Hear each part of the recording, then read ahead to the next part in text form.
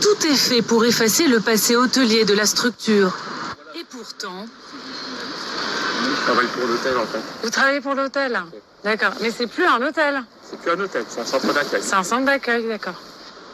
Hôtel ou centre d'accueil, au regard du droit, la nuance est importante. En mai dernier, elle avait fait l'objet d'un bras de fer entre gouvernement et département. Aujourd'hui, la loi est très claire et c'est même moi qui ai signé le décret interdisant le placement, bien sûr, d'enfants dans des hôtels. 2 enfants en urgence qui ont dû être placés une seule nuit dans un endroit qui n'est pas un hôtel. Donc après, vous croyez qui vous croyez. Effectivement, ces structures n'ont plus aujourd'hui de dimension commerciale. Les bâtiments sont vidés de la clientèle habituelle. Des enfants y sont logés. À Saint-Paul-sur-Mer. Et vous avez quel âge, rappelez-moi? Moi j'ai 14 ans, d'accord. Comme à Roubaix. Bon, il y a un enfant avec moi dans la chambre de 12 ans. Pour comprendre, le département utilise ces bâtiments pour héberger les jeunes de l'aide sociale à l'enfance. Le plus souvent des mineurs non accompagnés et donc étrangers. Parfois aussi des enfants placés originaires du territoire. Pour la gestion, le département délègue à l'association Coalia. Vous pouvez m'expliquer Rien du tout. Rien du tout? Rien de rien. D'accord. Bonjour et bienvenue chez Coalia. Nous sommes désolés, mais actuellement le délai d'attente estimé est important. La réponse est finalement arrivée par mail. En tant qu'opérateur des politiques publiques de l'État et des collectivités territoriales, nous ne souhaitons pas commenter le sujet proposé. C'est donc un ancien salarié qui, sous couvert d'anonymat, va nous expliquer comment fonctionne cet accueil.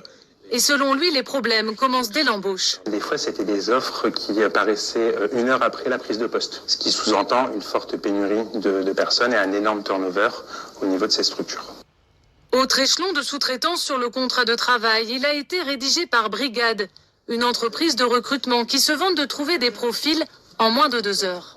L'association en question se servait d'un intermédiaire qui vérifie plus ou moins les diplômes et pas totalement. Et surtout, ce qui est très très questionnant, c'est qu'il ne vérifie pas le casier judiciaire. Donc j'aurais pu avoir un casier judiciaire, que ce soit sur n'importe quel volet, même en lien avec des enfants, que ça n'aurait pas été vérifié.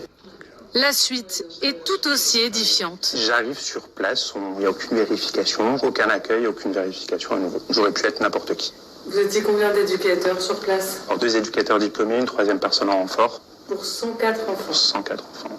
Ils sont livrés eux-mêmes. Ils sont assis dans les escaliers de l'hôtel, ils sont devant. Je veux aller à l'école, mais ils m'ont dit ça c'est pour l'urgence, on ne peut rien faire. Il n'y a aucun travail sur la scolarité qui serait peut-être un des points les plus importants et sur lesquels les jeunes sont en demande ou pas possible. La réponse qui est faite, c'est qu'on n'inscrit pas les jeunes ni à l'école, ni au collège, ni au lycée. Et donc ils ne font rien ou presque rien de leur journée. Dans un mail que nous nous sommes procurés, un autre travailleur social raconte le même manque de moyens. Il l'écrit un soir de mai dernier. Ses services ont dû récupérer une jeune roubaisienne de 14 ans. Une enfant placée que Coalia ne parvenait plus à gérer. Lorsqu'elle ouvre sa porte, nous constatons des blessures récentes au visage. Elle dit avoir vomi plusieurs fois dans la nuit. Nous la conduisons aux urgences. Nous constatons la pauvreté de l'encadrement éducatif. Une professionnelle, un agent de sécurité et le gérant. David Guiraud est député du Nord. Avant la dissolution, il était membre de la commission d'enquête parlementaire sur l'aide sociale à l'enfance. Il a assisté à de nombreuses auditions, y compris dans le Nord. On a des remontées aujourd'hui de gamins qui ne devraient pas y être. On a des remontées de gamins qui tombent dans les réseaux de prostitution, qui tombent dans les réseaux de drogue, qui sont parfois même dans des situations extrêmement de brutalisation, de traitement inhumain, dégradant. Et à chaque fois qu'on voit des gamins comme ça devant des structures hôtelières, on se dit mais est-ce qu'eux aussi sont concernés ou pas? Il y en a sûrement quelques-uns qui vont bien, mais c'est extrêmement préoccupant d'en être à se dire mais comment ils vont en fait?